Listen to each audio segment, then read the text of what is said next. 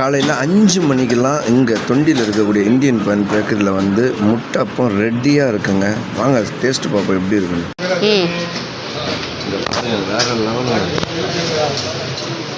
செம்மையாக இருக்குது. அவ்வளோ டேஸ்ட்டுங்க.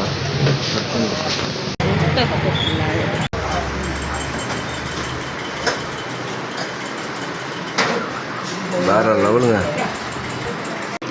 டீக்கும் இந்த ஆப்பத்துக்கும் காம்பினேஷன் செம்மையாக இருக்குங்க. வேறு லெவல். கைஸ், முட்டை ஆப்பத்தை பாருங்கள், பெப்பர் தூள்லாம் போட்டு செம்மையாக இருக்குங்க.